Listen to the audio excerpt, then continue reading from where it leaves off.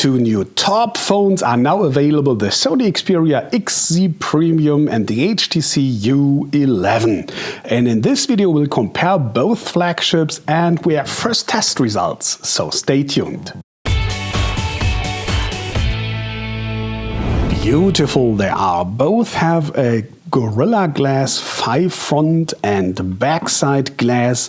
Both cost the very same €749, at least here in Germany, Europe, including 90% tax and without any contract.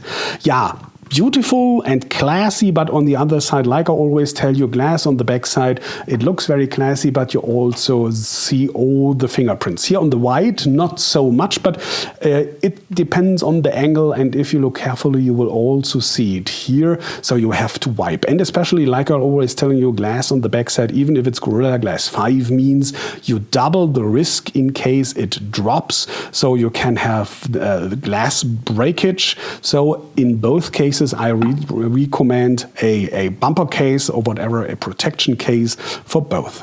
Before we come to the results of the especially battery runtime test and processor performance, let's have a closer look what's the same and what's different.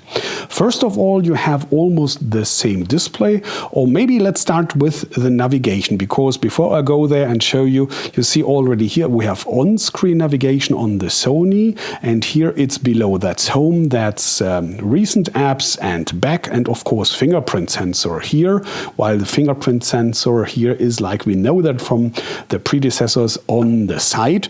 This means you have gross for net or net for gross, but we come to that a little bit later. Let me first explain you why I like this one here on the Sony on the side, because you have either ways. With the left it's the index finger, or here with the right it's the thumb, so very ergonomically, very easy to reach, while these on the front I don't like so much. You know from previous videos, I guess, that I prefer on the back side, because here's already one finger at least, and on the front it's a little bit hard, especially on these big phones, tab phones, hard to reach for the thumb. It's not really very comfortable or ergonomically, but I know a lot of you like it that way. So here you are. What I wanted to show you is when we come to we don't need this one, phones exactly, so that you can see the full screen and compare it. It's really almost the same size. Here it's 5.44 inches or 138 millimeters in the diagonal. There it's 5.46 or 139. So the difference in area is below 1%, so ignore that. But what's really different is, first, it's the pixel density and the resolution, 1440 by 2560, classical HD, meaning here we have a pixel density of 452 pixels per square millimeter. That's 540 ppi, 63% above the average, so already nice and sharp. Here on the Sony, you will remember, I hope so, the Z5 Premium. So we have 4K resolution and HDR also.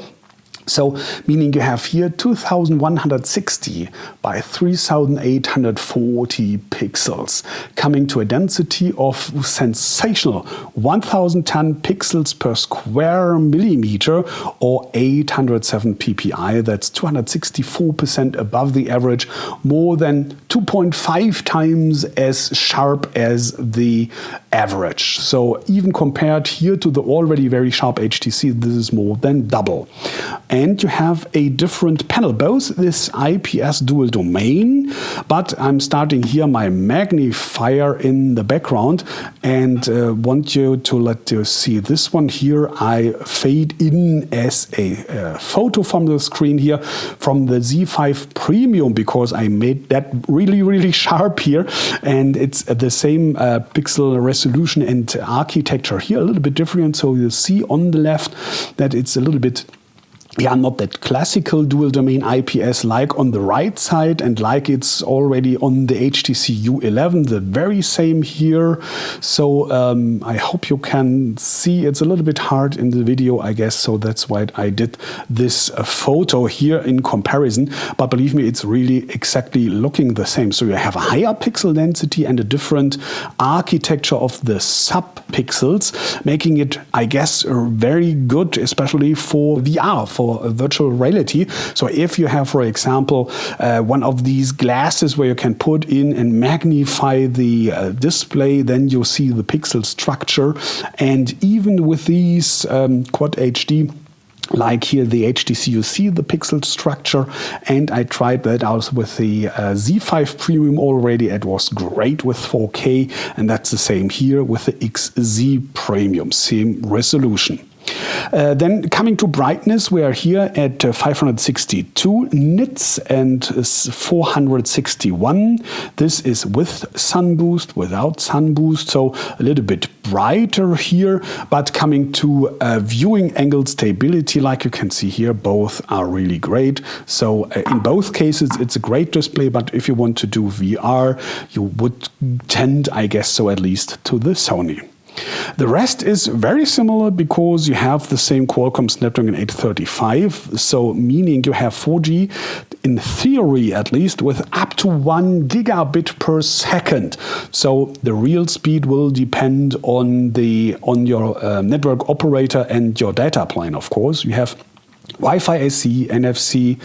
If it comes to radiation, you have the better SAR value, here on the HTC U11 of 0.45 watts per kilogram on the head. And here on the Sony, it's a little bit high, it's 1.21. So if you tend to have your phone a lot on your ear, making phone calls and no headset, or if you're doing data all the time, it doesn't matter. But if you really do phone calls with the phone on your head, you should, I guess, tend to the HTC better. Both have water and dust protection. Here it's officially IP65-68 instead of IP67. So meaning officially 30 minutes up to 1 meter. And here it's more than 30 minutes and more than 1 meter. But both do not give any warranty. So if you want to use it for an underwater camera, they will say no, it's just for having some raindrops, or if it drops into toilet or whatever, you may be lucky. But you should be, of course, safe that here is everything flap is closed here, and especially do not use, if it's wet, the USB connector here. In both cases, it's of course USB C. So USB-C, it's USB 3.1, so quicker here on the HTC, while it's a classical USB 2.0 here on the Sony. That's the difference. And you see one more difference here. There is one speaker on the HTC below, the bigger one for the mids and the basses, and you have the other one for the treble. That's here on the front. There it's a little bit different, so you have stereo on both, but this is kind of, like I always say, call it semi-stereo. This is true stereo. We have to listen to that in a separate sound check, of course. I will do as soon as possible how these two here are compared together.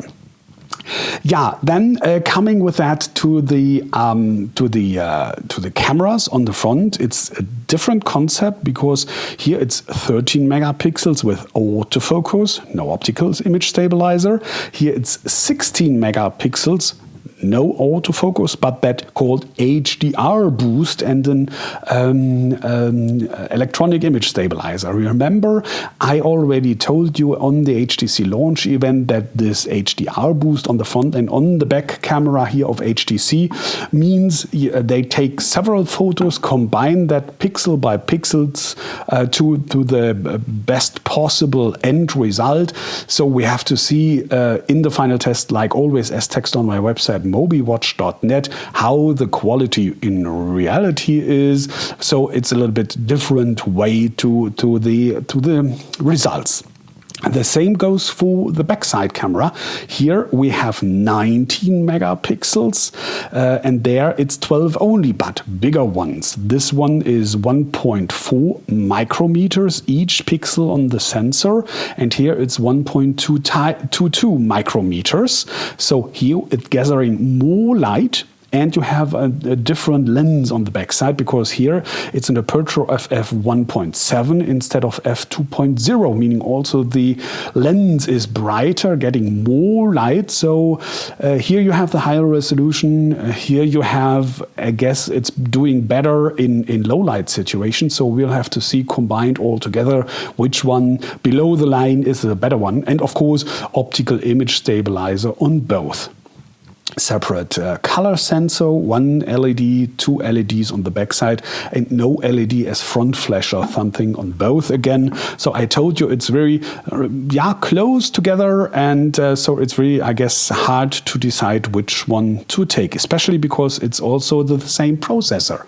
Already told you, Qualcomm Snapdragon 835. That one you might have already seen in some countries, at least in the Samsung Galaxy S8 and S8 Plus. Here in Europe, Germany, we had the Samsung S8 with the Exynos processor. So for us here in Germany, it's the first time we have the Qualcomm 835 in test. And that means you have 8 cores, Cryo 280, and 4 of them are clocked at 2.46 gigahertz. The other 4 is 1.9 gigahertz. Both have the Adreno 540 as graphics module, and as you see, both come, by the way, with Android 7.1.1, and both have a different user interface here. That's the Sony one, and that's the HTC Sense. You know that it depends on what you like and what you prefer better. It's kind of a matter of taste, I guess. Yeah, and with that, especially 4 GB of RAM both coming to the test results.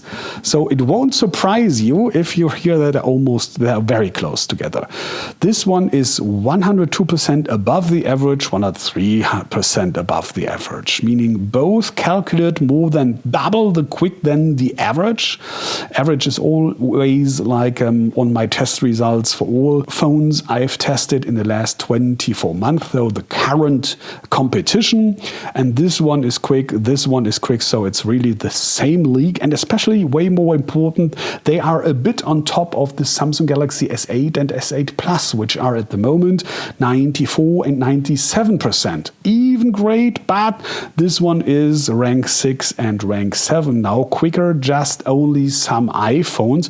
Though you see here the 2 most powerful Android phones at the moment I've ever tested in my ranking. And that's quite a lot. So this one is a bit better than the Samsungs even. So let's see in the game check how they're doing in Dead Trigger 2. Can't wait for that, but that will be a separate video because this one is already quite long. And with that, coming to the most important thing, I guess, and that's the battery runtime. In both cases, of course, you can't remove the battery by yourself. Both is embedded. Here on the Samsung, it's 3230 milliamps, and on the HTC U11 it's 3000. I already told you on the launch event that might be a little short because it's a huge display, it's a big resolution, so 3000 milliamps. Yeah, well, let's see, and here it comes. Let's start with the Sony. In the battery runtime test, 457 minutes, that's 13% below the average.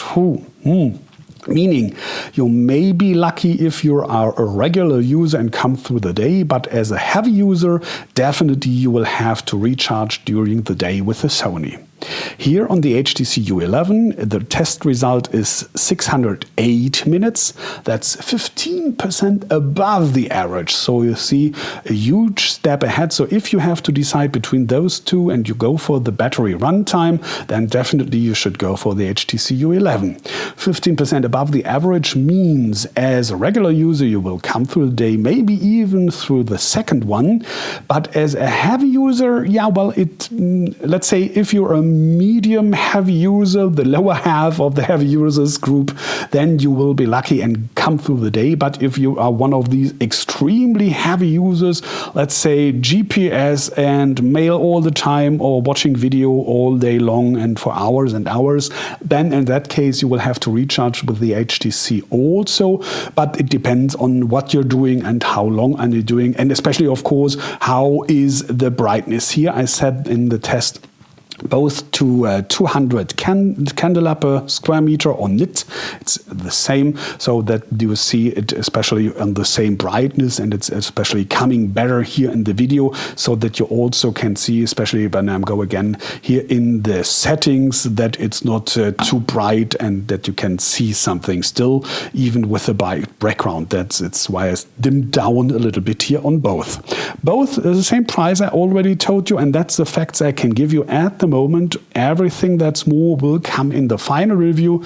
I already told you as text on my website mobiwatch.net.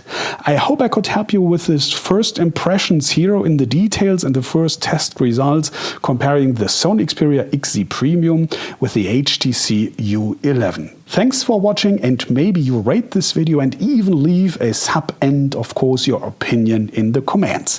Thanks for that in advance. Take care and bye.